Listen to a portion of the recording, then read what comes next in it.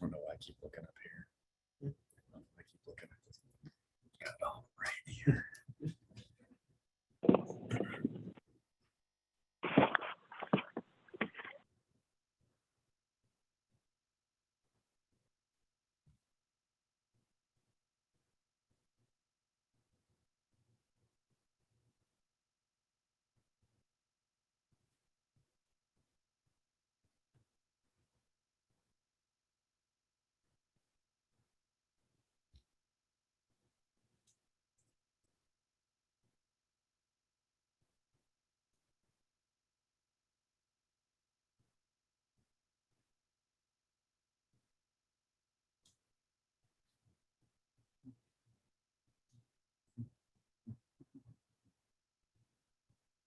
It's always so cold in here. You like so cold.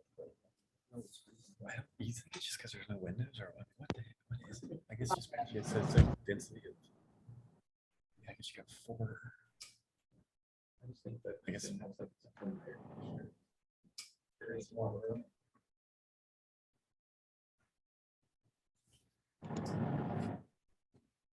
Hi, Andy. How are you? I'm good, Tawny. How are you? I'm good. I'm so glad to hear you. And you as well. Mike, how are you doing?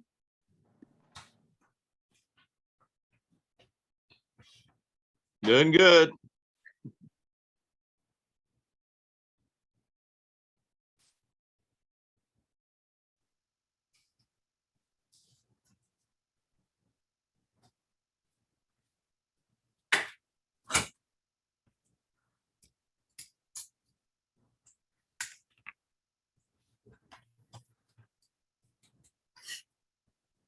Tito, I got your email yesterday about needing your certificates, and I will send them all together today.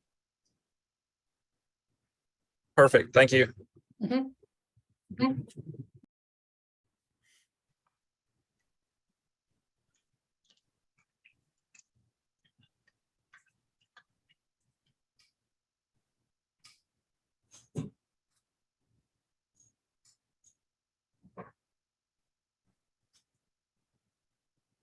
All right, guys, I'm going to go ahead and just kind of get us started here. Thank you guys for logging on today.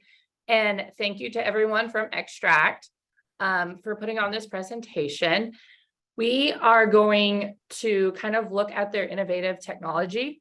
And this was brought to us by one of our committee members, and they thought that this would be a great educational workshop. So happy to hear that and happy to have someone suggest that. If you guys want continuing education credits, please fill out the survey that I send you at the end of the workshop.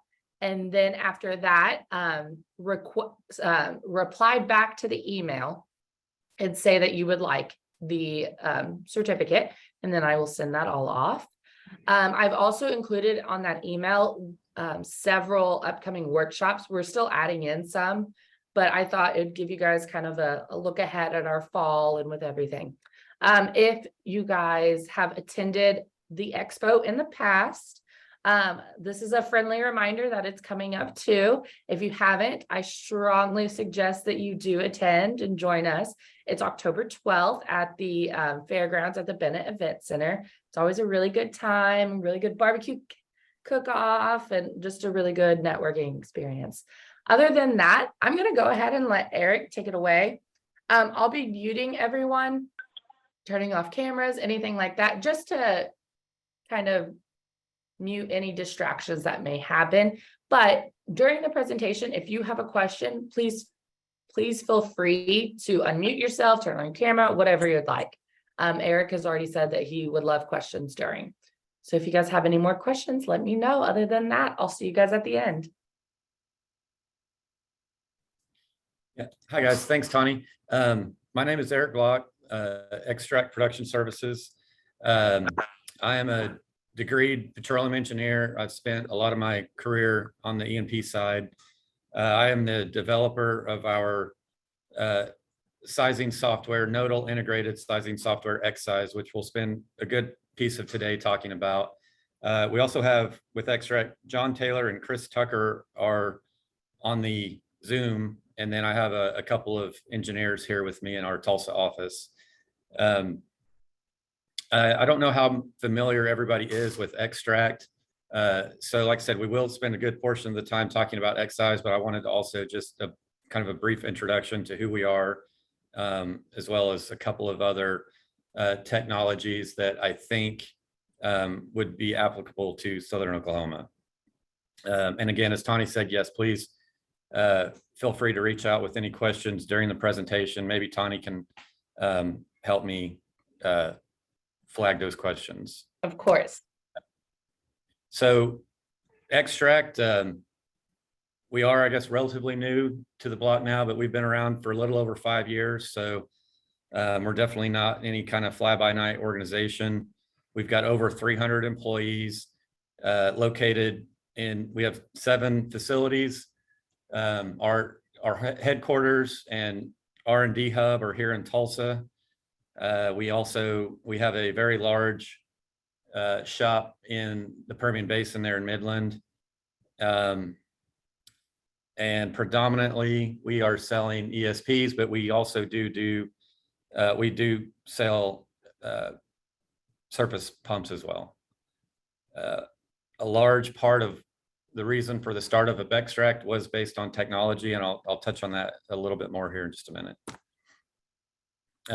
Again, we're fairly well seasoned, coming up on 4,000 installations, about 50-50 in the Permian Basin and the Mid-Continent, over 10,000 service calls, and not just a fairly high number of technicians, but you see there on the total years of experience, our technicians average almost 10 years of experience. So again, Extract really was kind of founded on the thesis of technology, lots of patents, lots of unique and disruptive technologies that we will discuss in brief, 3 of those today. The Excel drive, that's a drive that you can predominantly, there are a couple other features, but you can run either induction or permanent magnet motors on, so you don't have to go back and forth if you ever get into that. And then we'll kind of walk through the majority of these other ones. So integrated gas processor, or IGP, that's a new gas handling technology that we're in trial phase right now, and we've had just unbelievable success. So if you guys have any high gas rate, high GLR wells, this might be a candidate. And what it is, step down, it's a 3-stage product. So essentially you can see it's quite long, 25 feet long, but it's replacing gas separators and a gas handling stage all in one housing. We have a kind of a traditional gas handler at the top, dual chamber gas separator. And then kind of the key to this is new technology, CHP. We purchased a company called Veritech a couple of years ago, and Veritech had a pump that was really good at handling gas and solids, can handle up to 60% free gas. And we've integrated that into this. The other thing that we think has helped create a lot of success here is we've distanced the intake and the gas exit ports, so we don't get the recycling that you get in some other gas separation systems. And again, we've had a lot of great success here. We've had wells with 3,000 to 1 GLR at low intake, pump intakes that were having no downtime, no amp swings. So again, I think this could be a good candidate if you have high gassy wells. So the CHP, what is the CHP? It's a contra-helical pump. It's not a centrifugal pump. Really, it's a little bit kind of like a downhole screw pump. There are 2 flow paths, and here's a look at it. So you can see it's very unconventional. This is compared to a conventional radial stage. You can see it's a lot bigger, and you get that screw effect. And here's an animation. So you can see there's the flow path. You can see that the flow is going contra to the stator there. You can see the gas bubbles here, and then there's also a flow path in between up the middle. So again, I know it's an incredibly short abridged view. If you have any questions, feel free to ask, but just we've had a lot of great success with this. And if you guys have any high GLR wells, we'd be happy to review those and see if they're good candidates for this IGP system. The other thing I just wanted to briefly touch on before we get into the sizing software is SpeedFreak. And SpeedFreak is our ultra high speed permanent magnet motor. No, there's still quite a bit of, conventional water floods in that area. We actually use this technology in a variety of different ways, but what I'm predominantly talking to you about today would be what we're calling our max efficiency that we are rolling out into conventional systems, predominantly to benefit from the electrical efficiency of these units. But just kind of a quick step through of what SpeedFreak is. You can see this would be more of a Permian Basin typical length of a unit.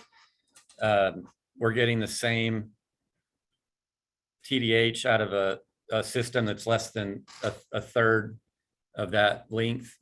And basically that's because we run these systems up to 8,000 to 10,000 RPM, and using the infinity laws, we can get, you can see here, this is the same stage. So using infinity laws, we get a very wide operating range compared to what we get at 60 Hertz.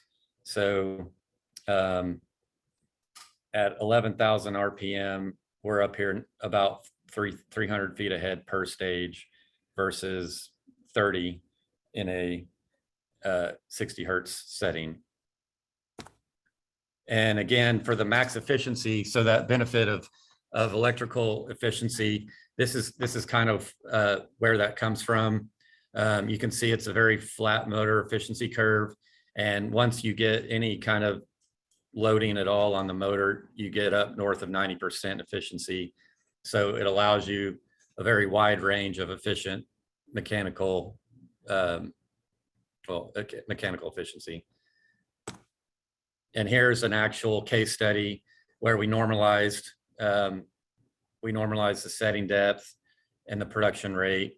And you can see that we got about a 36% reduction in kVA surface power for the same settings. In fact, the SpeedFreak was at a slightly higher TDH than the induction unit to generate that 36% power savings.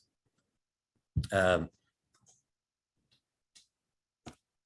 then one last thing on the SpeedFreak system, kind of where we are in the world today. I know it's not on top of everybody's mind, but if you guys do have any incentives for carbon reduction, this is a third-party assessment where we've shown that it's nearly a 50% reduction in the carbon footprint prior to installation, and then about a third after installation, which is mainly that electrical savings that we already touched on. But a lot of that is on the pre-installation. Obviously, you have a lot less equipment. Most of that equipment is coming from overseas in China, so you don't have the shipping costs or the footprint involved in shipping across the water. All of our SpeedFreak high-speed permanent magnet motor is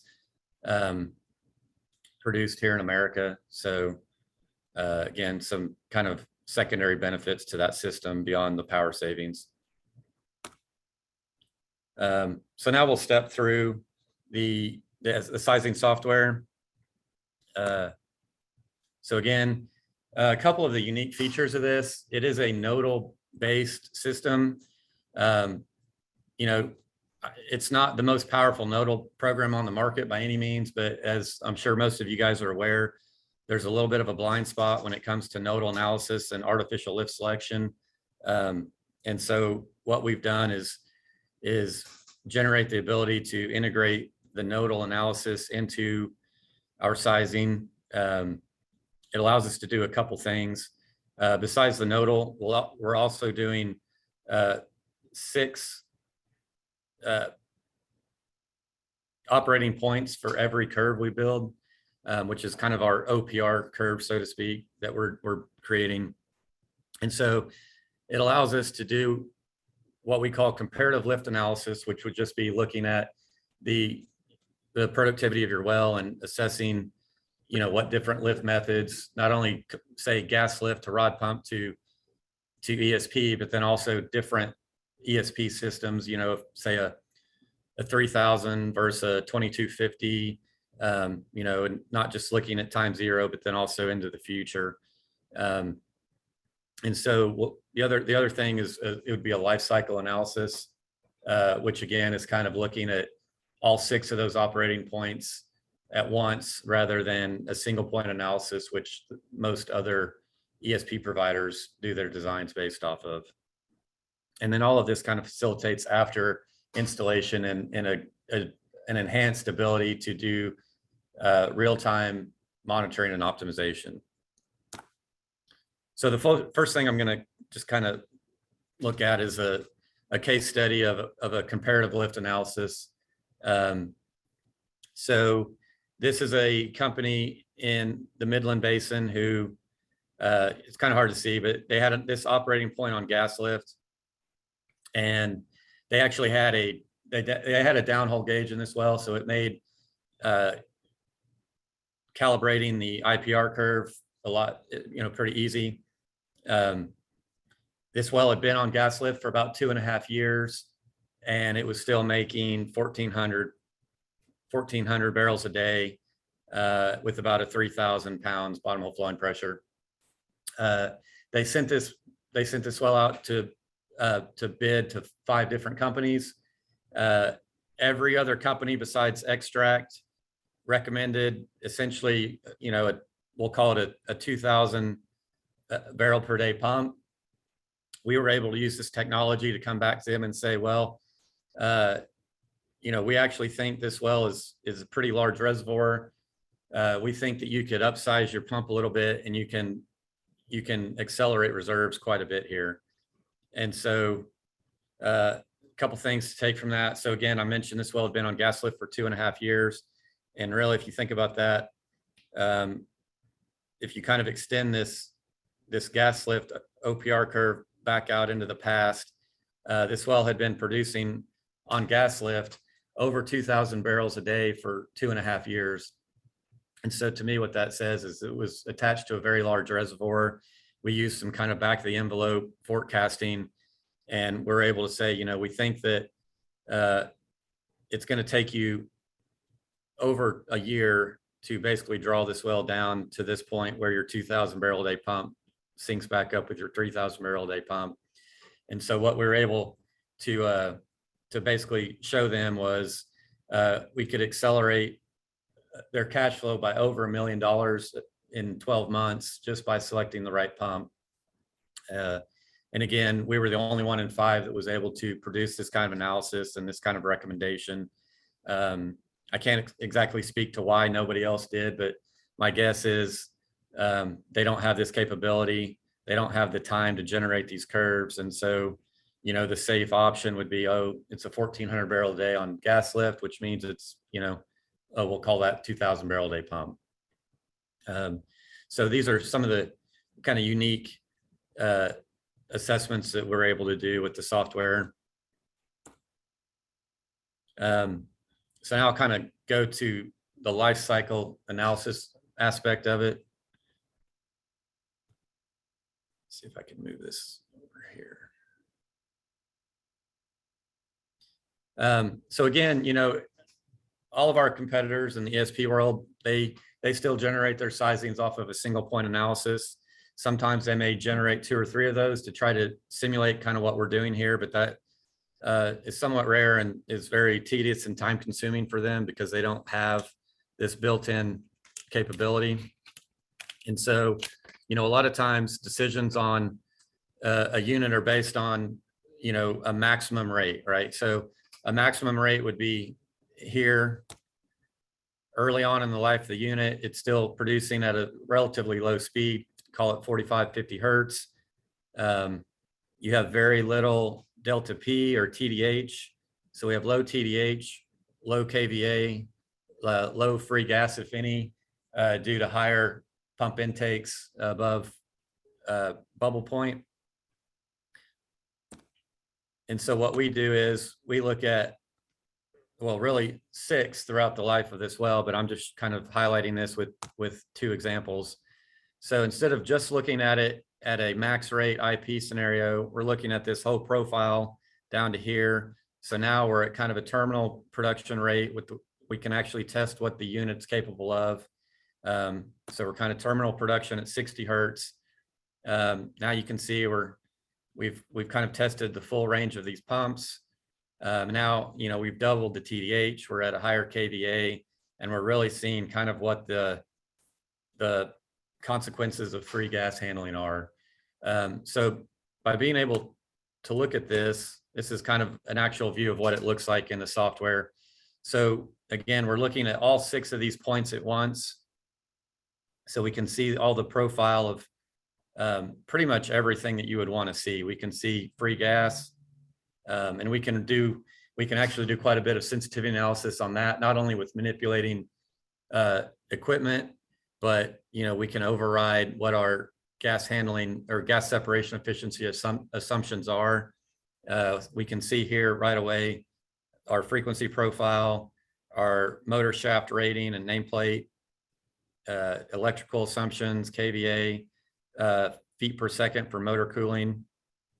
So, really, it's a good way for us to have a snapshot of this entire profile. And not only that, but we can, if you kind of go back to this original profile here, we can create all these curves in about 20 minutes. So we can get a very in-depth analysis. And again, not just looking at different comparative, artificial lift options, but, comparing all those various, ESP pump options and gas handling options. And we can see right away what the influence of those optionalities are right here in a comparative way. And here's a case study of kind of an example of that. So this is an operator who was very specific on the design parameter points that they wanted sizing for. So they actually gave us this blue curve. They said they were going to start up here, they're going to speed up, hit 3,500 barrels a day, and then hit these points kind of on the way down. And the blue curve is essentially was everything in the kitchen sink type of unit. And without even being requested by the customer, we were just looking around and noticing that this unit was incredibly, a lot of the cost was coming from this point right here. And so we started looking at optionality of, could we design something and save them some money? And so we volunteered this red curve, and what we were able to go back to them and say is, hey, with the red curve, we can use a smaller pump, we can downsize horsepower downhole, we can downsize surface, and most importantly, we could go from number 2 to number 4 cable.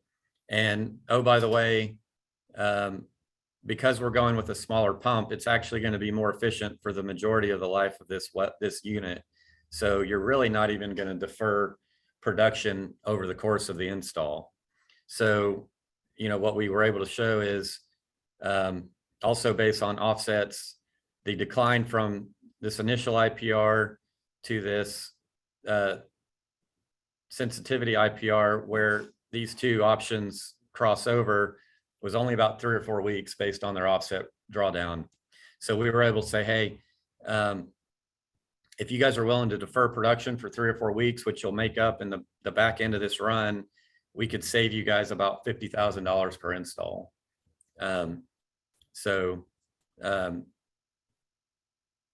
They jumped at that. And so, you know, save them. This is a very active operator, so save them a lot of money. So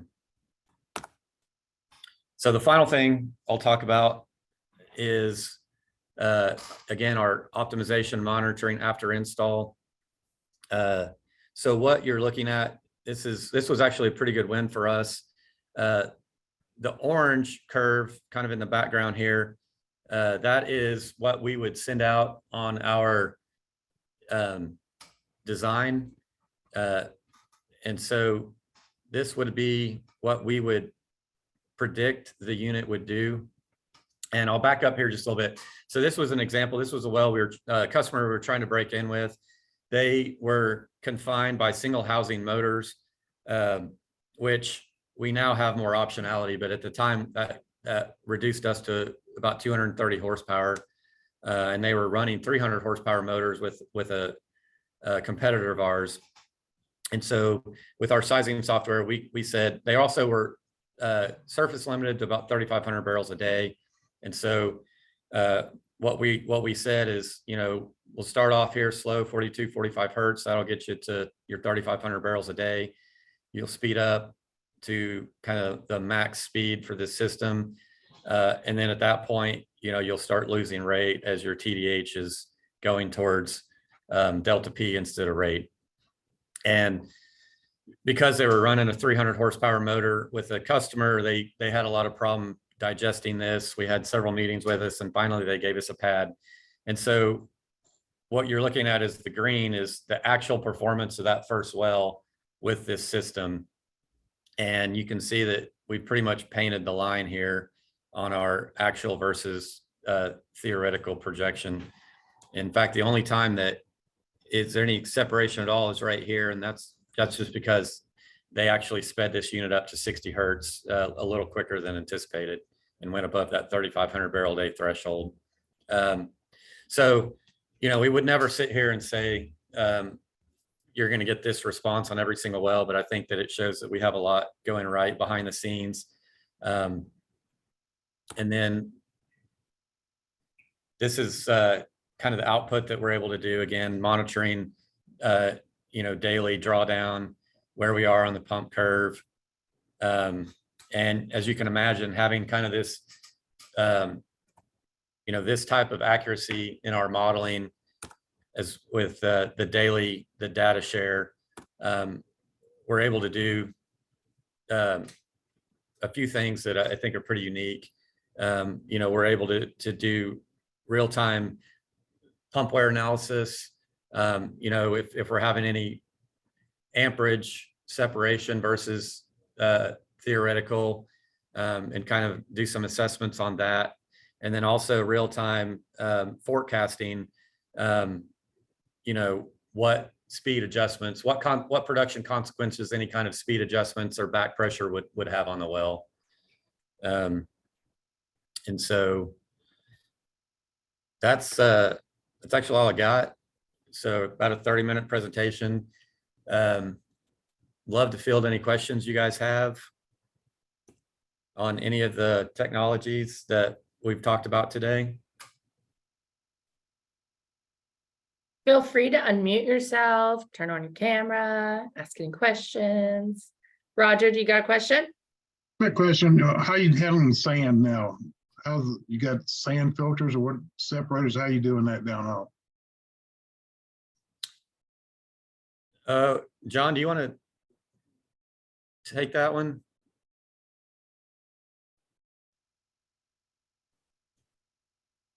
Yes, sir. We have like the cable desanders we use quite a bit. That's mainly what we use. I seem like I'll see more success with those, you know, but still, again, you catch the majority of the sand, but you still have some come through there. But with our AR pumps, that kind of helps, you know, the abrasion resistant kind of helps handle those solids as well. Okay, because we've gone with rod pumps, we've gone with ESPs, but we end up still going back to gas lift because of the sand. It just eats us up. So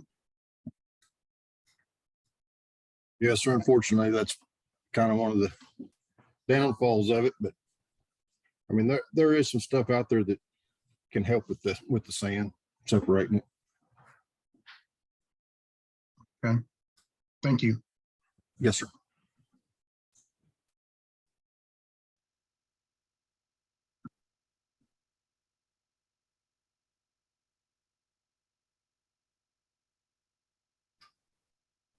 Eric,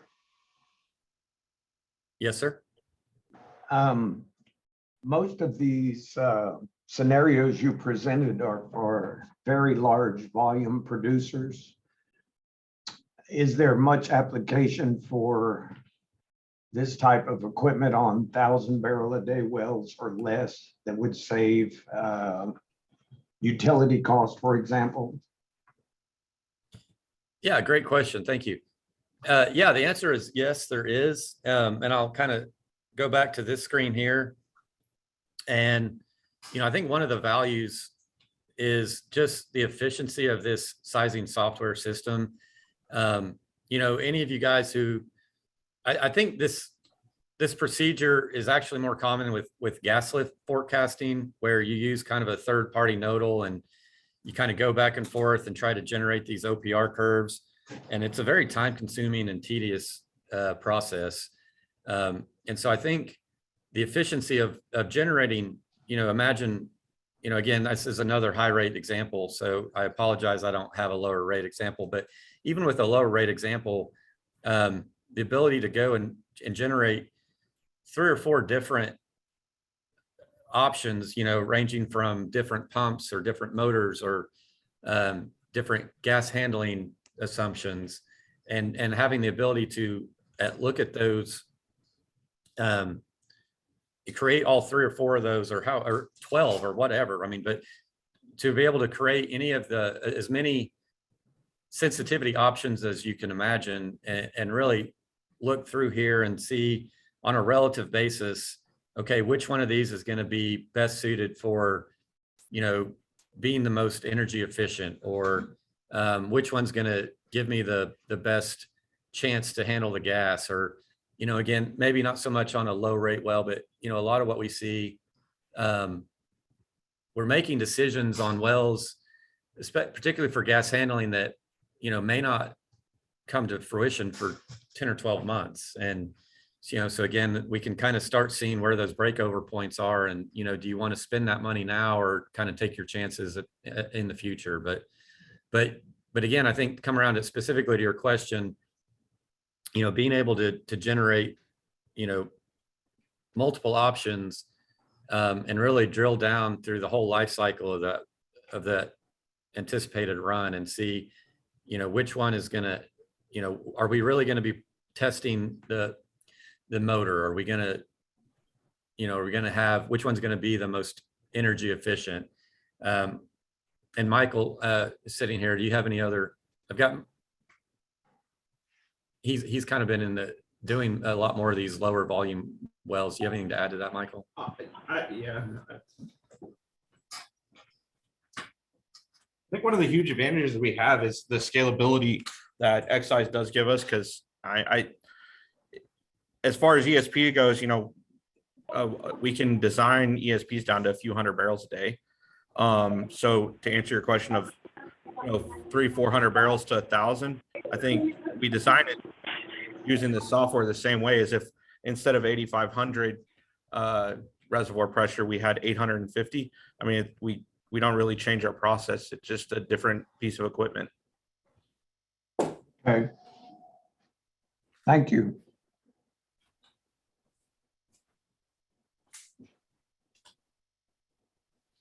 Okay, anyone else got any more questions?